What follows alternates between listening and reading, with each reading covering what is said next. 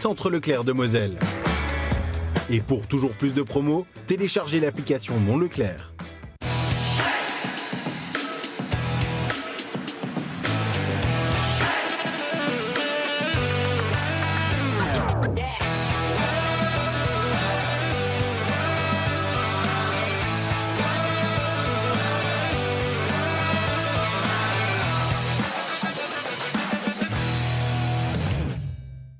Pas de but entre le FC Metz et le Stade Rennais ce dimanche, un point qui non sans mal, qui n'arrange pas les affaires des Grenats après match. Place à la dernière trêve internationale de la saison, match amical, parole de président et officialisation. Que faire de ces 2 prochaines semaines? C'est le débat du jour.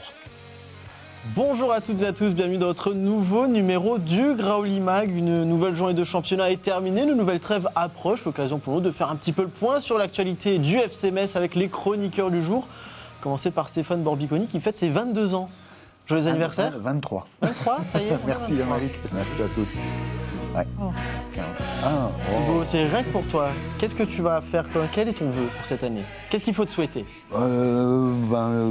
D'être heureux, tout simplement. Eh ben, c'est mal parti. Face à toi, ils sont 2, ils ont aussi la vingtaine. Ça vient de démarrer. Ah ouais, Patrick Muller est avec nous. Salut Émeric, salut tout le monde. Une vingtaine bien mûrie. Oui, bien tassé, mais qui me donne encore des émotions, puisque si hier, j'avais vu un match de football féminin, j'aurais vu dans la cage une jolie 6 sauteuses. Oh la vache. 5 minutes, franchement, on est 10 minutes. Allez. À tes côtés, Stéphane Moliens, qui va devoir passer outre cette phrase. Et voilà, c'est ton moment. Débrouille-toi avec ça. Je n'irai pas là-dessus. Messieurs, bonjour. Oh mince, ça rentre un peu, messieurs, ça passe, Sobriété. ça peut passer.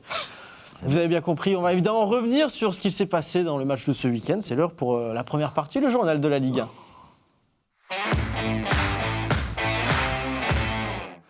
Retour donc sur cette affiche de la 27e journée de Ligue 1, 0-0 entre le FC Metz et le Stade Rennais. On a envie de dire que le FC Metz est venu un petit peu gâcher la fête du côté du Roazhon Park qui fêtait les 125 ans du club.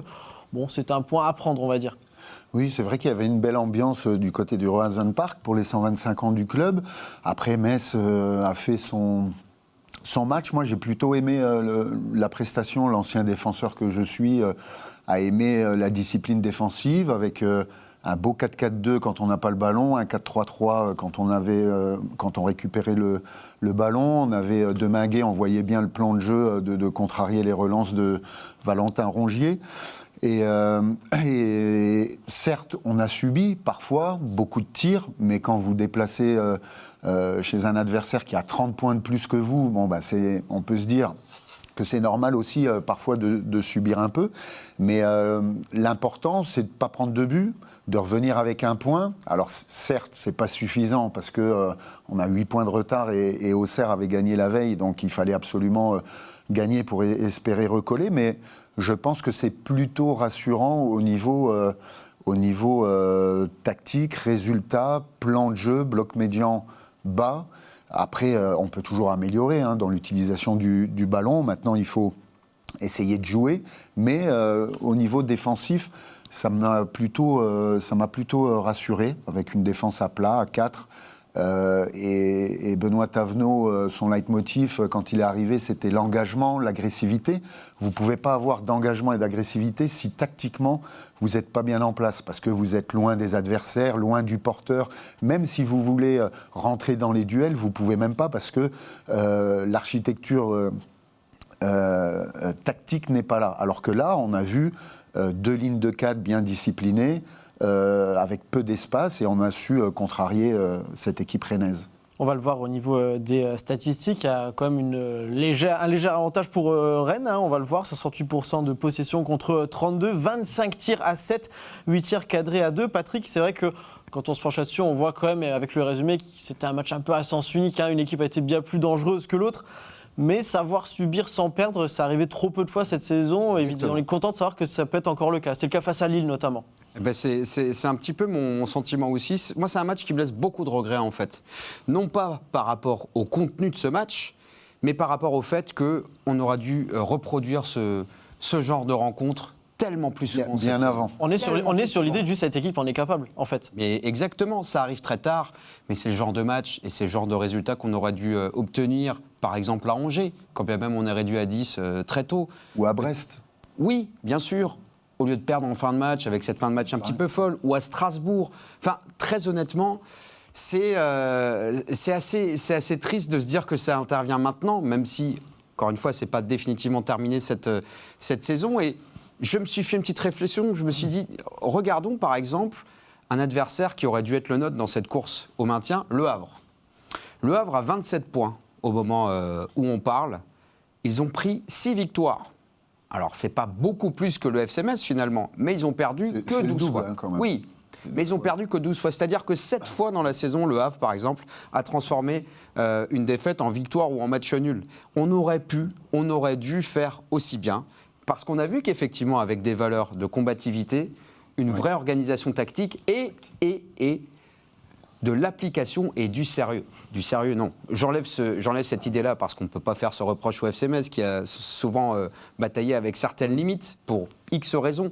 Mais cette application et cette concentration constante, qu'est-ce que ça fait du bien de voir cette équipe défendre proprement, intelligemment. Alors on peut se dire, oui, les résultats de la veille faisait qu'il y avait une pression sur cette équipe de Metz, mais on ne peut pas lui reprocher de faire ce genre de match dans la situation qui est la sienne, 5 défaites consécutives. On connaît l'histoire de cette saison qui est cataclysmique à bien des égards. Le FC Metz a montré qu'il était capable d'aller prendre un point sur la pelouse d'une équipe qui est 6e. Tu ne peux pas t'empêcher de penser que si tu avais joué comme ça depuis la première journée de championnat, on aurait, je pense, quelques points de plus. Parce que quand tu es promu et que tu montes, évidemment, l'assise défensive est très importante. L'état d'esprit a toujours été là au niveau des joueurs. Simplement, tactiquement, quand tu passes d'un 3-5-2 à un 3-4-3, ensuite un 4-2-3-1, tu changes les joueurs, tu as une perte de repère. Quand à Paris, tu vas presser à l'engagement, il y a 7 joueurs sur la médiane, tu vas presser, tu ouvres des espaces pas possibles. Peut-être qu'il fallait revenir à un peu plus de simplicité, revenir aux fondamentaux, un peu plus aussi d'humilité et moins d'ambition dans le jeu, mais pour acquérir de la confiance, engranger de la confiance, des points, et puis peut-être après avoir un projet de jeu un petit peu plus ambitieux. Mais on a fait un peu les choses à l'envers, notamment avec Stéphane Le Mignan, où on a dépensé beaucoup d'énergie à vouloir jouer. Sans défendre. Mais on a oublié un petit peu qu'il faut avant tout défendre. Et quand tu veux te maintenir, il faut être hermétique derrière et tu ne peux pas te maintenir si tu es la pire défense du championnat. D'ailleurs, il y a quand même 2-3 enseignements. Alors, on va y revenir, j'imagine, à Papsi qui fait un super match. Mais là, est-ce qu'en termes d'organisation, d'animation, c'est pas le schéma préférentiel, celui qui doit nous accompagner jusqu'à la fin de la saison? On peut regarder la composition d'équipe à Soulé, parce que c'est vrai que tu parlais de joueurs qui ont été utilisés. Benoît Tavenot, j'allais dire Stéphane Le Mignan à cause de toi. Benoît Tavenot qui a fait quand même quelques choix forts pour ce match. Évidemment, on reconduit Jean-Philippe Bama au milieu de terrain, mais Touré, Yekbe, Diallo titularisé pour l'occasion. C'est vrai que ce 4-3, on reviendra sur le gardien après, mais il y a eu là, tu le disais Patrick, pas mal de changements qui ont été autorisés, mais ce schéma-là, on a l'impression que, loin de nous, le système hybride qui demande à réfléchir peut-être plus que de ne jouer. Oui, c'est cohérent, ça permet peut-être de moins se faire transpercer, comme on l'a vu trop souvent cette saison quand on était à 5. Alors il y a toujours cette vue de l'esprit qui consiste à penser, mais attends, t'as 3 centraux, t'es censé avoir quelque chose de plus densifié. C'est pas aussi simple que ça, parce qu'on voyait bien que dans notre milieu, souvent, on n'existait pas, notamment en face quand il y avait des transitions rapides. Mais voilà, on a eu, vous avez sans doute eu l'occasion de le dire la semaine dernière, après la défaite très frustrante face à Toulouse. La bonne trouvaille, c'en est pas vraiment une, parce que c'est son poste sur lequel il a été formé, effectivement, Jean-Philippe Bama. Il a peut-être été moins fringant que face à Toulouse, mais c'est pas la même histoire de match et c'est pas la même opposition. Mais très honnêtement, pour moi, c'est lui qui doit être à ce poste. On doit espérer le retour de Gauthier qui n'était pas sur la feuille de match. Bon, moi, je suis un petit peu fâché avec Alpha Touré, je vous le cache pas. Je pense ne pas être le seul. Je suis toujours un peu déçu par ce joueur. Mais voilà, on a un système là où c'est propre, c'est carré, ça correspond à ce que peut produire le FC Metz. Et effectivement, c'est vrai que c'est l'histoire de notre saison 2025-2026 avec Stéphane Le Mignan. On a voulu du spectacle, non, pas du spectacle, on a voulu de l'ambition et c'était tout à son honneur. Mais effectivement, on n'est pas passé par la phase des fondamentaux et de la construction. D'ailleurs, c'est aussi peut-être le mauvais côté de la saison dernière qui avait été très enthousiasmante et on s'est imaginé qu'on pourrait surfer facilement sur cette vague. C'est plus complexe que ça, la Ligue 1. Avant de surfer sur la vague, il y en a un qui a été de retour sur les terrains du côté du FC Metz, c'est Papsi. Alors il n'y a pas encore le droit beaucoup à la parole avec ses coéquipiers qui parlent beaucoup, mais c'est comme ça, c'est pas grave. On va distribuer, on va rééquilibrer, il n'y a pas de souci. Stéphane Molien, c'est vrai que Papsi, ça a été un des choix forts quand même de Bordeaux, qu'on n'a pas forcément vu venir. Hein. Il venait de retrouver les terrains déjà avec la Nationale 3. Ensuite, il était sur le banc la semaine dernière. Là, il est titulaire. 8 arrêts dans le match, dont 7 rien qu'en première période. Ouais, mais en fait, j'étais complètement surpris aussi. Mais ce qui est un petit peu, je dirais, symbolique, c'est que c'est peut-être le gardien qui est le moins séduisant, peut-être au départ. Le plus grand, déjà. C'est peut-être... non, mais voilà. Alors que là, pour le coup, il fait non seulement un bon match, une bonne prestation globalement, et je trouve que ce qu'il a dégagé, c'est de l'envergure. On ne lui demande pas de jouer au pied, de relancer. On lui demande un petit peu ce qu'on a demandé un peu à toute l'équipe, c'est d'être solide. Donc il a été solide dans son rôle et tout ce qui est surplus, on lui t'emmerde pas. On voit tout devant et puis on se débrouillera avec le reste. Moi, je serais de manière un petit peu à contre-courant de ce que vous dites parce que je trouve qu'on se laisse un petit peu griser par ce 0-0. Alors, certes, on s'enflamme pas, hein, Steph. je trouve qu'on se laisse un petit peu griser par 0-0 parce que c'est vrai qu'en temps normal, on dit tu vas faire un 0-0 à Rennes, déjà tu ne prends pas de but. Là-bas, c'est bien. Tu marques un point, c'est bien. Avant le match, tu signes revanche, quand même. Ouais, non, mais bien sûr, tu signes. Évidemment que tu signes. Mais là, j'ai trouvé quand même Rennes un petit peu en manque d'intensité dans leur façon de jouer devant nos buts, un peu en manque de créativité, parfois même en manque de réussite. Alors certes, on a tenu la baraque parce qu'on était beaucoup plus concentré que d'habitude, beaucoup plus investi sur le plan défensif, et puis parce que tu as senti que ce FC Metz, depuis le début de l'année, était incapable de faire deux choses à la fois bien. C'est-à-dire bien jouer et bien défendre. Donc là, on a bien défendu, mais on joue façon Bologna. Et puis, on n'arrive plus clairement à poser le pied sur le ballon, sauf dans nos 40 derniers mètres ou sur des passes latérales. Mais ensuite, c'est uniquement en contre, il faut dire en transition aujourd'hui pour être un petit peu fashion, mais il faut être en transition où on a mal géré nos coups. Mais clairement, c'est un système un petit peu Antonetti, c'est-à-dire qu'en fait, tu blindes bien derrière, tu mets un peu, pas le bus, mais tu cadenasses, et puis dès que tu peux, tu relances sur les côtés pour que ça aille vite. Rappelez-vous, on avait Delaine, on avait 111, là on a Kouao qui double avec Sarr, de l'autre côté on a Titashvili qui est un petit peu seul, parce que pour le coup, Colin, il ne peut pas jouer pied gauche. Donc on est, je trouve, dans un système qui est peut-être, pour ce que vous disiez, assez cohérent, mais qui, à mon sens, est loin de ce qui est nécessaire d'avoir pour aller chercher une victoire. Donc là, tu stoppes l'hémorragie, en fait. Ouais, tu stoppes l'hémorragie, exactement. Un peu tard. Ouais. Mais l'important pour tous les coachs, c'est de trouver le système et l'animation qui correspond au niveau de tes joueurs aussi. Là, tu es dans une période où tu es en manque de confiance, en manque de repères. Donc, il faut absolument remettre les choses à l'endroit et d'abord bien défendre. Alors, c'est vrai que ce n'est pas un match qui est fou et séduisant au niveau du jeu, du côté des Grenats, mais on a le mérite de ramener un point. Et peut-être que si tu avais fait ça plus tôt dans la saison... Tu aurais pu avoir d'autres ambitions. Tu as un peu plus de confiance, de repères, tu sais que tu es capable de bien défendre, parce que tu parlais du Havre. Le Havre, parfois, ils ne sont pas plus flamboyants. Ils ont 27 points, ils ont le double de points de nous. Mais ils font des vieux matchs nuls tout pourris. Et j'avais parlé de cap, le jour où on sera capable de faire, je crois que j'en avais parlé après Brest, une équipe qui se maintient, elle fait des matchs catastrophiques, pour résumer. Des matchs comme ça. Mais elle revient dans la musette avec un point, et un point, plus un point. Peut-être un jour tu fais un hold-up. Mais tu sortais d'un match où tu as pris 4 buts à domicile face à Toulouse.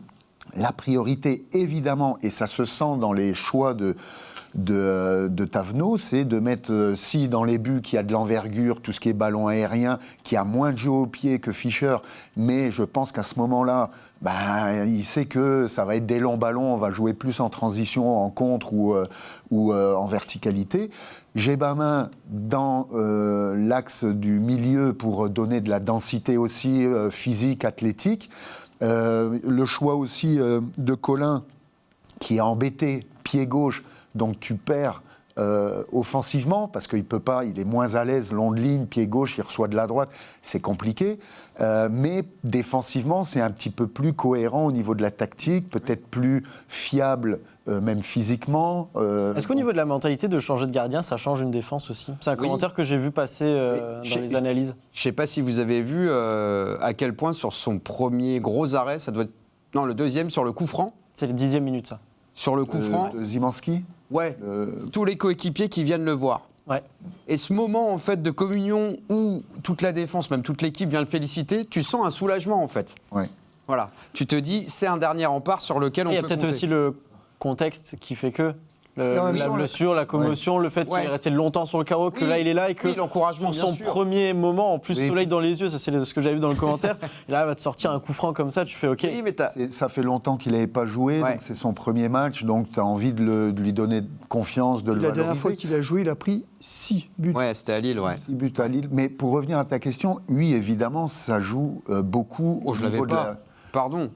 Je l'ai rétrospectivement, il avait pris 6. Ah oui, je l'avais. Oh là C'est là mieux là. que- Alors pour de vrai il en a pas pris, mais bon je te l'accorde pour... C'est pas du niveau de 6 sauteuses, mais tu t'en rapproches.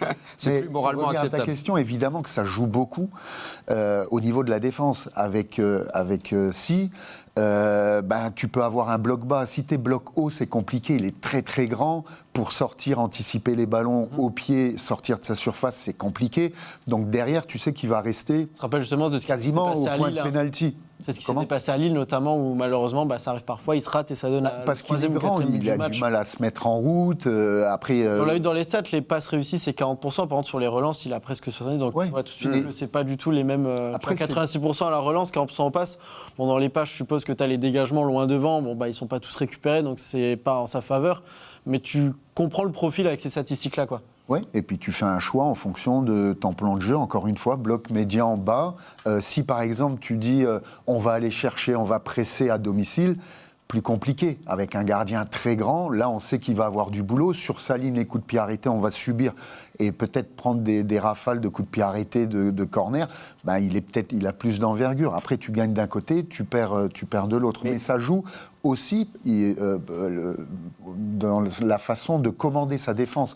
Fischer, qui est un bon gardien, parle pas la langue, pour commander, alors c'est tantôt en anglais, en français, et ça c'est important pour les automatismes aussi. Mais au-delà de l'aspect football pur, tu as aussi la notion de rupture choisie par l'entraîneur. C'est-à-dire que, Jonathan Fischer, on ne va pas refaire une énième fois le débat. Moi, je serais plutôt pour Après, le c'est défendre. un levier que tu as déjà activé cette saison et la saison dernière aussi. Et encore, on a une frayeur parce que quand tu le vois à la 16e se tenir la cheville, on pensait qu'il avait bien tourné quand même. Oui. Tu avais un peu le spectre de la saison dernière où tu mettais Alexandre Oukidja sur le banc, tu le faisais rentrer, au bout de 10 minutes, il doit revenir sur le terrain. Mais ce levier-là, tu l'avais déjà plus ou moins activé contre Lille. Malheureusement, ça s'était soldé par cette blessure. Ouais, mais là, Jonathan Fischer, là, ça... vraisemblablement et visiblement plutôt, on croit comprendre que ça ne fonctionnait plus, ou lui-même disait je suis Au moins un peu qu'il a dans besoin de souffler. Je suis un peu dans le brouillard, j'ai besoin de souffler. Je crois que c'est Stéphane Le Million qui disait c'est un bon gardien, complet, mais il n'est pas décisif et il n'a pas de chance. Et un gardien, il faut qu'il ait aussi un peu la baraka. Il faut, là on Il voit... l'avait contre Lille quand il sort le ballon à la dernière minute, mais c'est un des rares faits de jeu où malheureusement c'est des arrêts qui sont faits. Mais Après, tu as des garçons aussi qui changent de championnat comme ça de temps en temps et qui ont besoin d'un temps d'adaptation qui est un peu plus long que d'autres. Là, il sort d'un championnat mineur, il arrive dans Ligue 1, il y a une exigence, il y a quelque chose de différent, une nouvelle culture. Il a jamais trop bougé non plus de chez lui. Donc, je pense que moi, je trouve que ça serait... Alors, évidemment, dans la compétition et de la compétition de haut niveau, ce qui est important, c'est ce que tu produis, c'est l'efficience un petit peu. Beaucoup, tu n'as pas vraiment le temps là où tu es. Mais force est de constater que certains joueurs ont pris aussi un peu plus d'envergure avec le temps. Et peut-être que ce garçon-là, il faut bien le dire aussi, il est arrivé au FC Metz, premier match, il en prend 7 ou 8 là-bas à Offenheim. Donc, tu dis, et puis moi, je serais... Après, les premières pierres, déjà, compliquées. Le fait de venir d'un championnat mineur... Pardon ? Je te laisse finir sur ça, après on passe à la suite. Un championnat mineur, de s'adapter, il y a la langue aussi, etc. Après, il n'a pas eu de chance, il n'a pas été verni dans le sens où tu arrives en Ligue 1 avec une défense qui prend l'eau. Tu en prends 3 à Paris FC, en début de saison, je parle, tu t'en prends 3 à Lyon. Monaco. automatismes, c'était pas que lui qui était responsable, c'était aussi toute la défense et qui prenait un petit peu l'eau. On va justement revenir sur la suite de cette rencontre parce que vous l'aviez dit, ça a été mieux en défense, mais offensivement, on est retombé dans certains travers. Et pour ça, je me tourne vers Nathan quand je parle de certains travers. C'est vrai que sur les derniers matchs, on n'a pas eu le droit à beaucoup de spectacles offensivement. Ah oui, on rappelle cette triste statistique qu'on évoquait l'autre jour. Le FC Metz restait sur 0 tir cadré sur ses 3 derniers déplacements en Ligue 1. Voilà, il n'y en a pas eu beaucoup plus. On a vu les statistiques tout à l'heure, c'est 2 tirs cadrés sur 7. Mais Patrick, le hold-up, il n'arrive pas tout le temps dans ce genre de match. Bon, là, il n'était pas prêt d'arriver parce que malheureusement, c'est vrai que si défensivement tout le monde était là, offensivement, on n'a rien vu. Et je pense à un joueur comme Habib Diallo qui n'a pas dû toucher grand-chose en termes de ballon, quoi. Ah bah ça c'est le genre de match dans la position d'Habib Diallo que tu traverses vraiment comme un zombie quoi. Enfin, rien à se mettre sous la dent, pas de jeu combiné, les circuits de passe qui n'arrivent pas à destination de l'avant-centre. J'ai trouvé que les maigres petites miettes dont on pourrait parler, c'est peut-être sur le côté droit. Kofi Kouao, Bounassar, ça a été plutôt intéressant. Il y a eu quelques remontées de balles de Kofi Kouao qui fait quand même, je trouve, globalement un bon match, notamment sur l'aspect offensif. Un ou deux mauvais choix aussi, finalement, parce que sur la première occasion rennaise et le premier arrêt de Papsi, directement derrière, tu as donc une transition et non pas une contre-attaque, mon cher Stéphane, sur laquelle Bounassar fait peut-être pas le bon choix parce qu'il y a Tsita qui est seul à gauche, qui aurait pu être servi. Je crois que finalement il l'a remis à Kofi Kouao.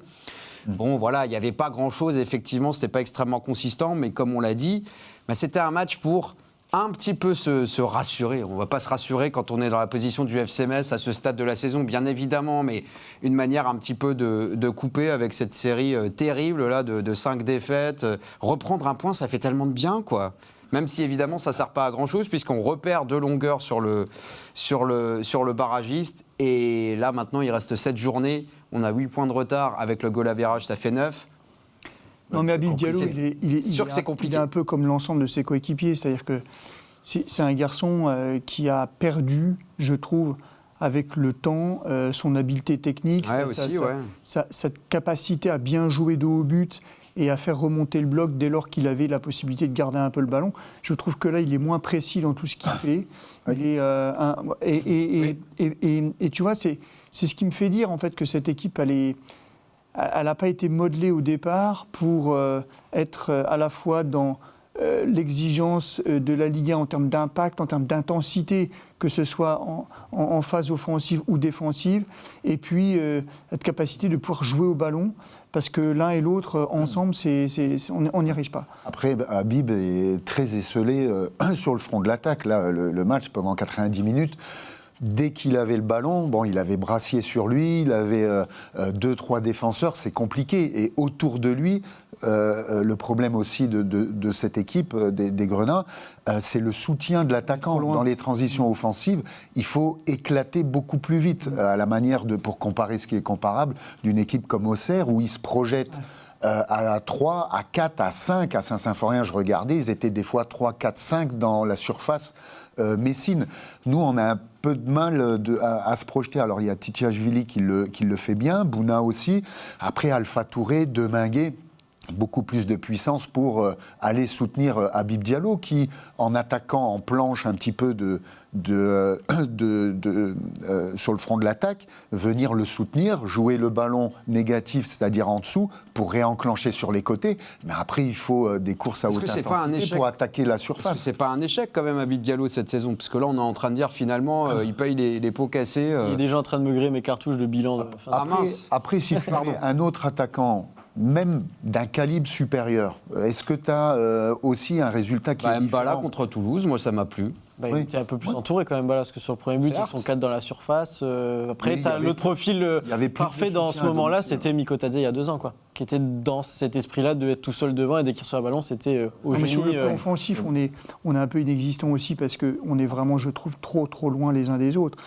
Titashvili est très très souvent esselé, il n'y a personne qui vient jouer pour pouvoir combiner. Alors que là où il a été le plus décisif, c'est le moment de combiner. Il n'y a pas de possibilité de jeu combiné devant parce qu'on est vraiment trop loin les uns des autres. Cette physionomie de match avec un bloc bas et Habib devant tout seul ne correspond pas aux qualités d'Habib. Tu parlais de Georges Mikotadze, c'est un profil totalement différent, capable de prendre la différence, la profondeur, de faire la différence. C'est un attaquant rapide, capable aussi de garder le ballon et puis d'éliminer en 1 contre 1.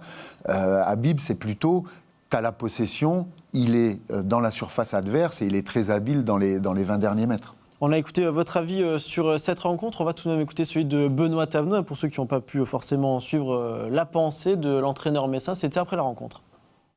On va prendre le point, hein, parce que l'état d'esprit a été bon ce soir. L'engagement, le don de soi. Après, c'est une évidence que pour vraiment basculer, il faut gagner des matchs. Et pour gagner contre une belle équipe de Rennes, il fallait être meilleur, notamment avec le ballon. Mais voilà, les joueurs, ils sont dans le dur depuis des mois. Et ils sont capables de sortir une prestation comme ça en termes d'état d'esprit. Voilà, ça lâche pas et il faut s'appuyer là-dessus. J'espère. Après, on avait fait un bon 0-0 contre Lille, meilleur dans le contenu que ce soir. Et pour autant, le week-end après, on s'est mangé contre Auxerre. On a 15 jours pour préparer Nantes. Et puis, il faudra enfin une victoire à Saint-Symphorien. Si on met les ingrédients d'engagement comme ce soir, et si on améliore ce qu'on a amélioré, il n'y a pas de raison. Et parce qu'évidemment, tout bon résultat, il faut pouvoir le bonifier. Avant de parler de la suite des événements pour le FCMS, petit retour sur les résultats de ce week-end. On en a déjà un petit peu parlé pour certains concurrents directs. Avant ça, la victoire de Lens face à Angers, 5-1, et on pourrait remettre le but de Mathieu Dol, que vous avez sûrement tous vu passer. La victoire de Toulouse contre Lorient 1-0, la victoire d'Auxerre 3-0 contre Brest en étant en infériorité numérique depuis la 6e minute tout de même. Victoire de Paris 4-0, et ensuite, il y a eu un seul match nul ce dimanche, c'était pour le FCMS. Sinon, les victoires de Monaco, Lille, du Paris FC et de Strasbourg respectivement contre Lyon, Marseille, Le Havre et Nantes. On va évidemment pouvoir passer à la suite des événements pour le FCMS et dans notre prochaine partie, c'est l'heure du débat. Et oui, parce que qui dit résultat dit évidemment classement. Alors, vous avez déjà été spoilé un petit peu dès la sortie du match sûrement, mais aussi par le début de l'émission. Dans le haut du tableau, ça continue à batailler pour la course à l'Europe. Mais nous, ce qui nous intéresse, ce qui attire notre attention, c'est dans le bas de tableau. On l'a dit, la mission maintien est très très mal engagée. On peut dire un pied et demi en Ligue 2 déjà, mais néanmoins, mathématiquement, tout n'est pas encore fait. Mais c'est un écart qui s'est creusé ce week-end. Avec, vous l'avez dit, 8 points, voire peut-être même un peu plus si affinité si on compte le goal average. Évidemment, ça permet de titiller un petit peu. Et là, il y a le président du FCMS, Bernard Serin, qui s'est arrêté en zone mixte, l'occasion de faire un petit peu le point sur certaines situations, dont celle de son équipe. Et on va commencer justement par cette première citation.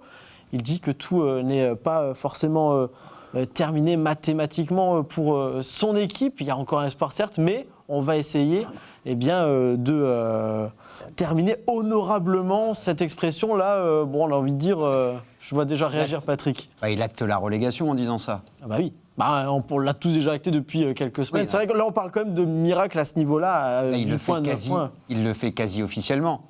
On va terminer honorablement. Mais est-ce que s'il dit aujourd'hui, non, tout est encore faisable, c'est un discours qui passe pas non plus. Bien sûr. Oui, mais on attendait qu'il le dise. Voilà, là il le dit de manière assez explicite. On va essayer de terminer honorablement. On va prendre les points qu'on peut prendre encore et pas être ridicule et pas faire pire que Montpellier.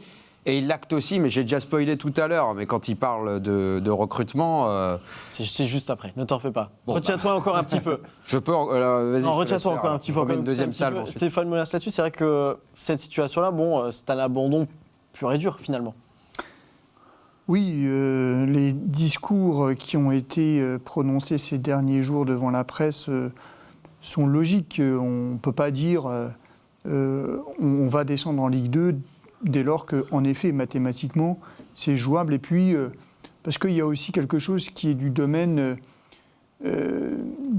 du contrat qui te lie un petit peu au club qui t'emploie. C'est-à-dire que tu ne peux pas baisser les armes avant même que la guerre soit finie. Donc je pense que les différentes interventions qui sont faites pour l'instant sont, on va dire, purement théoriques, mais il faut qu'au sein de l'aéropage Grenat, tout ce monde-là commence à bien travailler et dès maintenant, pour que la saison suivante soit une saison réussie, mais encore une fois, et sans penser trop à l'avenir.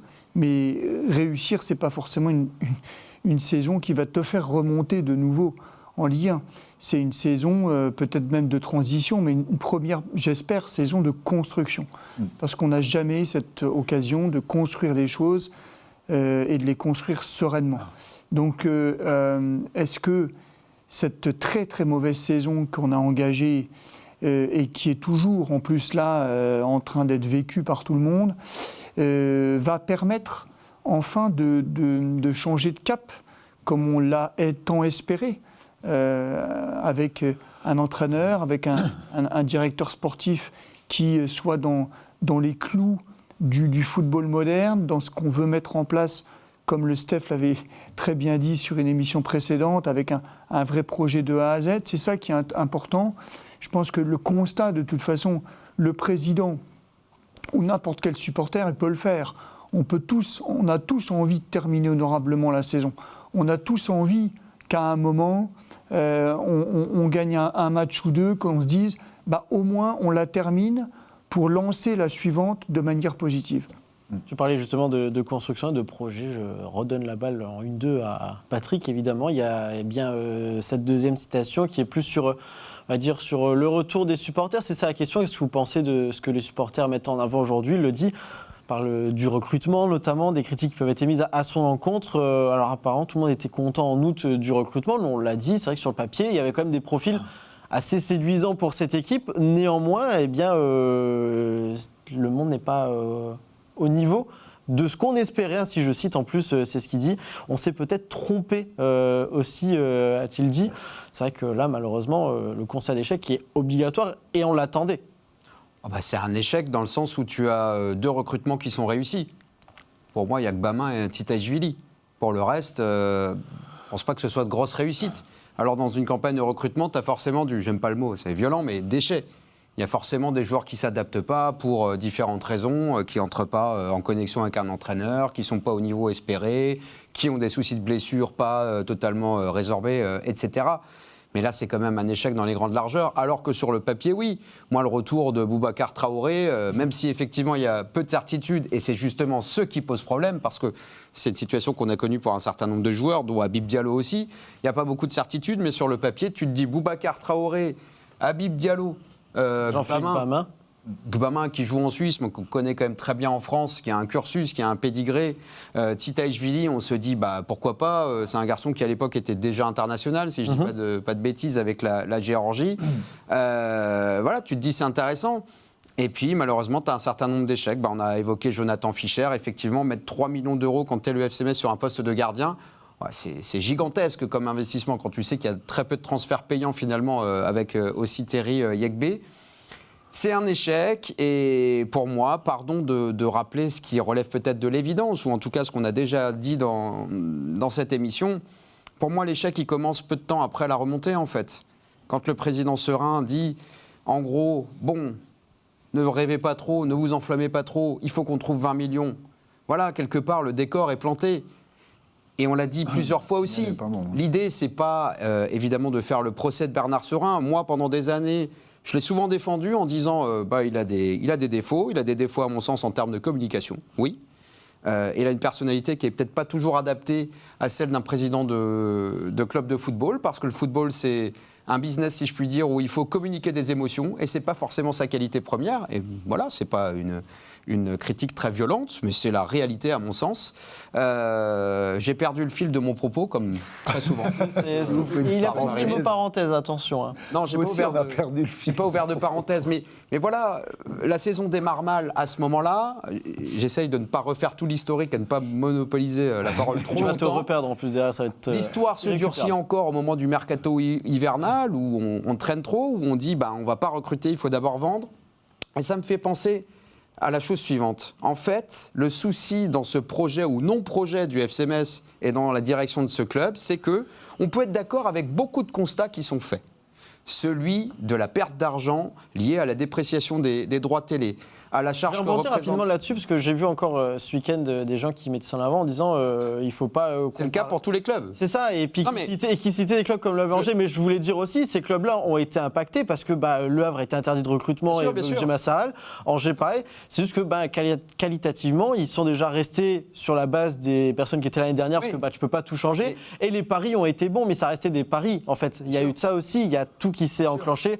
Avec un contexte peut-être plus favorable, peut-être, je ne sais pas, des moyens autres que purement budgétaires, mais on ne peut pas nier justement cette réalité que ça a Oui, tué tous les clubs, parce que ils ont été handicapés aussi, c'est que juste ils ont trouvé une autre solution. Et ce constat-là, moi je suis pleinement d'accord pour le faire et ça me paraît être un discours de vérité, un discours responsable. Dire il faut qu'on ait les reins solides, il faut qu'on arrête de trembler à chaque fois qu'on passe devant la DNCG, comme ça a pu être le cas dans un passé pas si éloigné. On veut des finances saines, on veut des structures, on a fait des investissements dans une mais tribune, dans un centre tout ce que d'entraînement. tu dis, tu On as a des raison, charges de mais fonctionnement, je termine Stéphane. C'est pas incompatible Mais c'est ce avec que j'allais dire. l'anticipation Stéphane, dans il y a le le recrutement constat- et dans la construction de l'effectif. Il y a le constat qu'on peut tous faire et qu'on est nombreux à faire, je pense, mais il y a un problème d'approche. C'est-à-dire que exactement Et malgré cette réalité, d'anticipation. il y peut y avoir des solutions, ou alors à la direction de communiquer en disant la situation est escalée, on est dans le dur, on a des soucis structurels, macroéconomiques, mais on va trouver des solutions, quitte à ce que ce ne soit pas exactement la vérité, Non, mais mais à mettre un petit peu de rêve et de paillettes. Et Aymeric a raison, on n'est pas le seul soumis aux aléas Bien sûr. économiques. pas On ce que n'est je pas dis, hein, plus mais- dans le dur ou moins dans le dur qu'un Le Havre ou Lorient. Bien sûr. On n'est pas plus, les joueurs sont pas plus convoités chez nous que. En fait, c'est la chez stratégie des- d'adaptation et d'évolution. C'est-à-dire, ton projet n'a pas forcément évolué avec cette réalité-là, C'est une là où ça a été question- peut-être le cas avec les autres. C'est une question d'anticipation. Et c'est bien que le président le reconnaisse. À mon sens, c'est beaucoup trop tard. Mais c'est une question d'anticipation. On a tous dit, attention, on a tiré la sonnette d'alarme, fin de saison dernière, on perd beaucoup d'expérience. Traoré, Oukidja, Bodard, on perd au niveau offensif, on a perdu Udol, tu as perdu toute la colonne vertébrale, toute l'expérience de ton vestiaire, qui n'a pas été remplacée ou remplacée trop tard. Donc, on ne peut pas s'étonner des conséquences alors que les causes, on les connaissait. Il n'y a pas eu d'anticipation. Moi, j'ai l'impression que c'est géré un petit peu dans l'urgence. Ah ben Mathieu, il part, ah ben on n'a plus d'arrière-gauche, ben il faut un arrière-gauche. Ah ben Madjo, ben tiens, on le vend, ah ben oui, mais on n'a plus personne. Idrissa Gueye, ah ben il faut un attaquant. Mettez-vous par exemple à la place de... Dans le cas le plus parlant, c'est Bounassar. Gauthier Hain. On se met à la place de Gauthier Hain. Gauthier, il est à Auxerre, c'est le roi du pétrole. Il monte en Ligue 1, on lui vend un discours, revient à Metz, il revient à Metz. Et c'est très bien, c'est un très bon joueur, il voulait réussir ici, et c'est très bien dans son club formateur.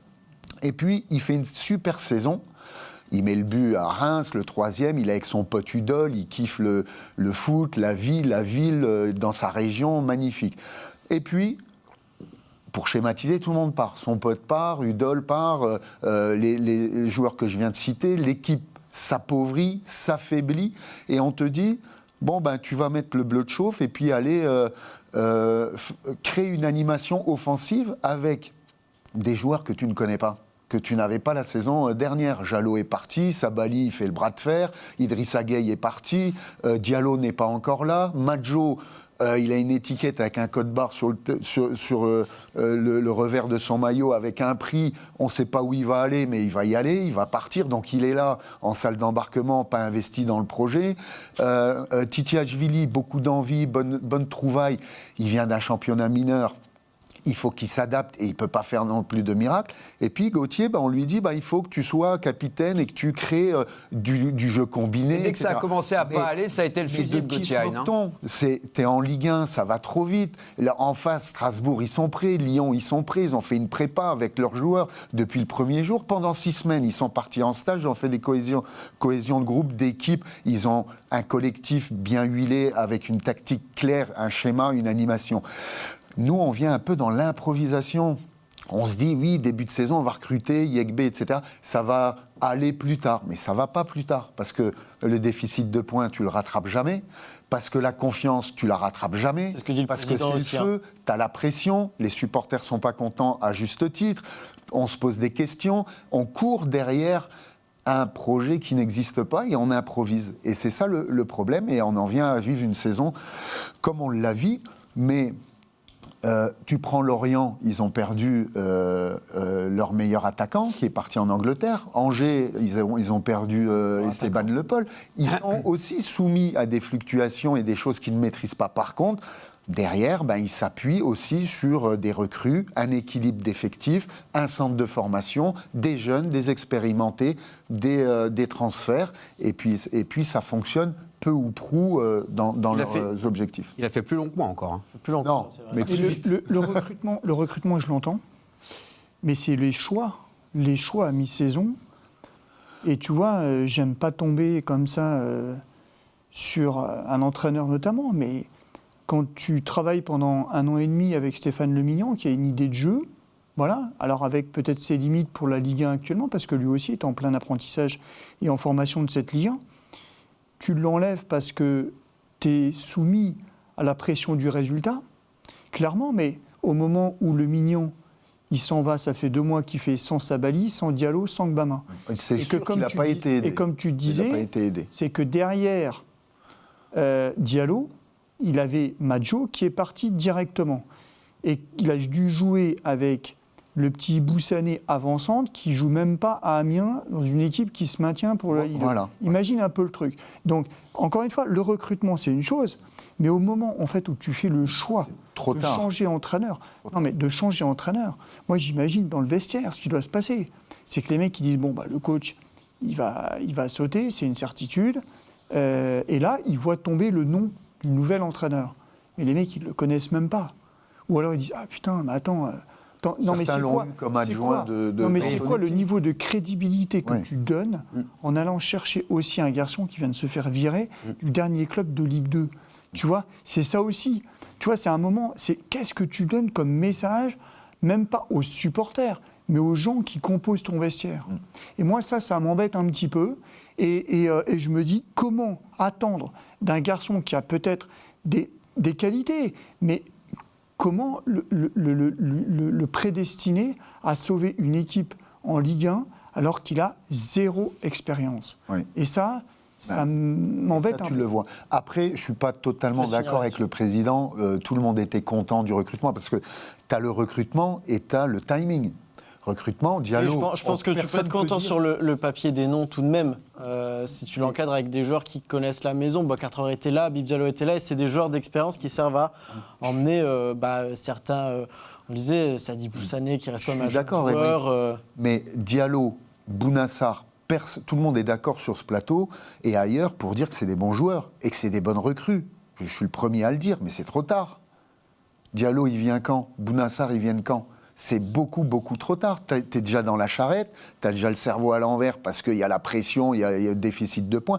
C'est trop tard. Ce qu'il faut comprendre, c'est que ce n'est pas une addition de joueurs, une équipe. C'est du travail.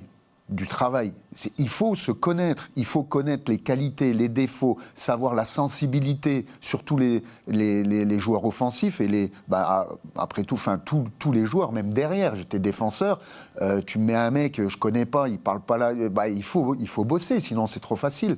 Il faut du temps. Et c'est pour ça que je dis, il n'y a pas la place à l'improvisation. Et j'espère, alors c'est bien beau de parler, là on parle des conséquences et de la saison passée. Mais pour la saison future, puisque c'est le sens aussi de l'intervention du président, j'espère qu'il y a une capacité au club à apprendre de ses erreurs et à ne pas répéter éternellement les mêmes erreurs. Parce que sinon, on va droit dans le mur. Je veux dire, il faut un petit peu... l'intelligence, c'est la capacité d'adaptation, de voir un petit peu ce qui ne marche pas et de corriger. Donc l'année prochaine... Peu importe si on est en Ligue 1 ou Ligue 2, mais déjà anticiper, déjà Si on est en Ligue 1, c'est bien, quand même. avec le technique, parce que tout part du sportif et du terrain, les besoins au poste. Quel poste il faut privilégier pour recruter un gaucher, un droitier, les complémentarités, qui on va garder, qui on va laisser partir. Et ça, c'est un travail en amont. Et justement, cette trêve internationale, elle arrive dans un contexte qui est très particulier. On aurait pu peut-être se dire à 6 points, pourquoi pas, parce qu'il restait encore des choses. Là, avec ces 8 points, c'est que là, il y a une affiche amicale qui arrive contre le RSC Seraing qui sera mercredi. Bon, on n'a pas envie de se dire que c'est malheureusement aujourd'hui une affiche qui va compter pour du beurre. C'est plus aujourd'hui que tu vas créer quoi que ce soit. Ça va servir à équilibrer des temps de jeu, disait Benoît Tavenot pour ça. Mais c'est vrai que du coup, il va peut-être falloir penser à regarder, là, cette fois-ci, un cran plus loin. Si je dis ça, c'est parce que tu as des joueurs qui sont prêtés aujourd'hui au RFC Serein et qui marchent bien. Est-ce qu'aujourd'hui, tu n'aurais pas intérêt à peut-être commencer déjà à voir ce que tu peux en tirer? On peut les regarder. Je pense à Edouard Souma-Abad. Alors oui, c'est pas les noms peut-être les plus sexy sur le papier. Edouard Souma-Abad, c'est presque 10 buts cette saison. Agne Ba, qui a été prêté depuis Serein, c'est pareil. C'est 6 buts cette saison. C'est des stats que tu aimerais bien avoir aujourd'hui dans ton équipe ou un apport aujourd'hui. Alors est-ce que ça sert pour la Ligue 1 ou la Ligue 2 où le FC Metz se rend, à mon avis, J'ose c'est espérer. le seul intérêt de ce match. J'ose espérer qu'on n'attend pas un match amical face à Serein pour observer les prestations des C'est un peu joueurs tard maintenant. qui sont prêtés là-bas. Hein, on va Non, se mais dire bon. ça quand même raisonnablement. Surtout qu'ils étaient chez nous, on les connaît. Oui, donc normalement il y a un suivi. Ce match, en termes de football, il sert à consolider les maigres acquis des 2 derniers matchs, quoi. C'est-à-dire ce semblant de réaction, enfin qui est un petit peu plus qu'un semblant de réaction, parce que contre Toulouse, on a quand même vu des choses. On va pas refaire le match, mais c'est arrivé trop tard. Et puis, il y a encore la naïveté qu'on connaît sur le dernier. En fait, tu as vu la réaction et les buts, mais tu as vu les mots qui étaient. Bon, on en a encaissé 4. Ouais. Et là, à l'inverse, tu as vu la réaction. On n'a pas pris de but, mais par contre, on n'a pas été capable d'en mettre un, quoi. Ce serait bien qu'à 7 journées de la fin maintenant, on arrive. Ouais. On arrive sur un match à faire ce qu'on a condensé en 2 temps, c'est-à-dire contre Toulouse, enfin une animation Surtout que c'est offensive. Nantes qui arrive au prochain match. Ouais, Alors, bon, ouais. c'est Et- honorablement pour peut-être sortir au moins de la dernière place. C'est ça, et de la solidité défensive qu'on a pu voir à l'occasion de ce déplacement à Rennes. Après Nantes, le véritable adversaire aujourd'hui, Oui. c'est Auxerre, donc gagner contre Nantes. Oui, bah après, si tu veux passer 16e, Après, il faut moi, que tu je passes suis déjà Bien dans le sûr, 17e. bien sûr. pas Mais il faut faire d'accord tourner avec vous, faire tourner les jambes, solidifier tout ça, valider la présence de Gbamin à un poste qui, à mon avis, est très intéressant pour Il y aura des retours aussi pour le à prendre en FCMS. compte. Hein. Pense à Benjamin Stambouli notamment, Et puis Gauthier. Gauthier. Oui, Gauthier, Gauthier. Benjamin Stambouli. Gauthier, excuse-moi Steph, je rebondis sur ce que tu as évoqué tout à l'heure. Excuse pas, Non mais C'est excuse un peu quand même, parce que je prends te beaucoup de demande paroles. pardon, mais le traitement qui a été infligé à Gauthier, il va falloir en parler quand même cette saison. Enfin, je suis Oui, désolé, je suis pas pour le Oui, défendre. mais là, à c'est 100%. pas on le fera un peu plus tard, on Patrick. parlait Ah, techniquement c'était Ouais, l'exemple qui Ne me perds venait. pas le sens Mais- de ton propos. Oui, Moi, oui. excuse- Je ferme la parenthèse. Alors, Ça va, voilà, ça va, ça excuse-moi, Patrick. Non, je suis pas du tout d'accord avec le prési et vous en disant la saison est finie, est morte et enterrée. Elle est pas morte, non, mais- non, mais laisse-moi finir. Juste, il faut finir honorablement. La saison, elle est Ah, c'est ce que dit lui, hein. peut-être qu'on se maintiendra pas, mais quand tu es joueur professionnel, quand c'est ton gagne-pain, quand tu portes un maillot, tu peux pas te dire on va finir honorablement. Ça veut dire quoi finir? Ça veut pas Finir dire honorablement. Pas prendre de rouste, prendre 1 ou 2 points, finir dernier, mais pas avoir le record de minimum de points des 5 grands championnats de l'histoire depuis 80 Ah, là, ans. en fait, C'est ça, je pense finir que honorablement. non, je pense que finir honorablement, c'est essayer un tant soit peu sportivement, en tout cas sur Non. le terrain, aller récupérer tous ceux que tu viens de Quand, perdre là quand depuis tu quelques dis mois. honorablement, tu te mets dans une espèce de foot loisir. Bon, on va honorablement, oui. Non, Ah non, mais- t'es pro. Steph, moi, je disais pas ça, hein. Après, ça, c'est le prési. Mais le coach, là, j'ai la dalle. 15 jours, je vais bosser. On a pris 1 point. À Rennes, tout le monde n'a pas pris 1 point à Rennes. On va bâtir là-dessus ce qu'il y a à bâtir. Certes, c'est tard, c'est très tard, pas trop tard, mais pas avoir de regrets. Mais on va tout donner, à commencer par marcher sur Nantes, enfin avec le respect. Sens figuré, évidemment. Au On sens respecte tous les sportif. blasons ici. Mais ils viennent chez nous, on leur marche dessus, on va les presser. C'est ça le discours.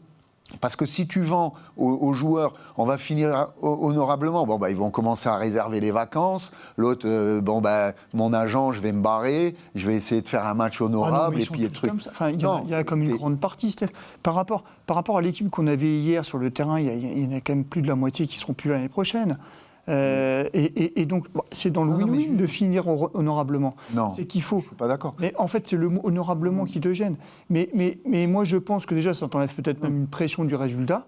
Voilà. Mais Parce qu'on est tout le temps en train de se dire, il faut qu'on gagne pour rattraper Auxerre, etc. Et en fait, là, tu ne fais même plus du football, tu fais Ouais. que de la compta. Voilà. Donc là, c'est pas bon. Donc je pense que c'est en effet peut-être juste le discours et que l'adverbe honorablement peut être changé 1000 fois, ok. Mais par contre, ce qui est important, c'est que tout le monde, en fait, travaille correctement et mette le bleu Oui, de chauffe pour, comme tu dis, pour gagner, finir Steph, pour là, gagner. mais Le finir président cette doit saison dire vous êtes sous contrat et j'attends de vous Ben voilà. que vous mouillez le maillot jusqu'à la dernière minute, C'est la ce qu'ils dernière disent seconde dans le du dernier vestiaire. match.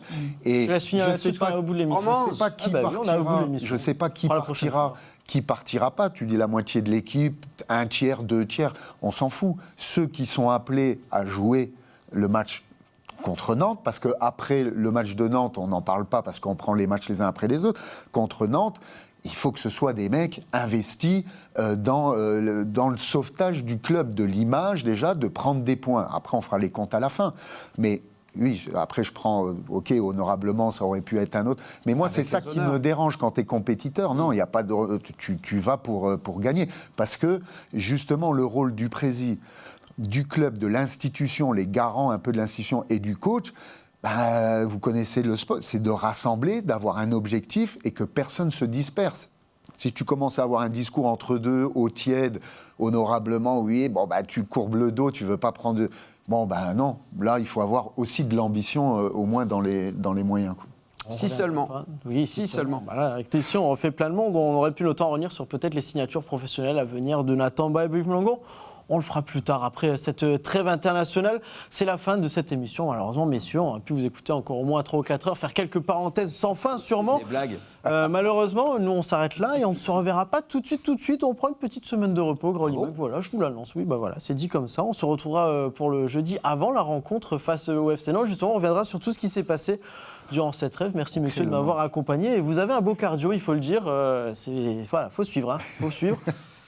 C'est comme ça. On va prendre une petite pause et puis on se dit à très vite sur Moselle TV.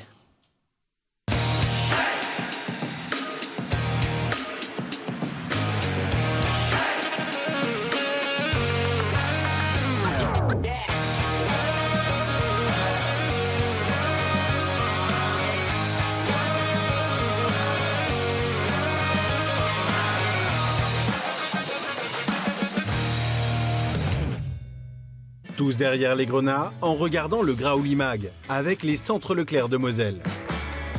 Et pour toujours plus de promos, téléchargez l'application Mon Leclerc.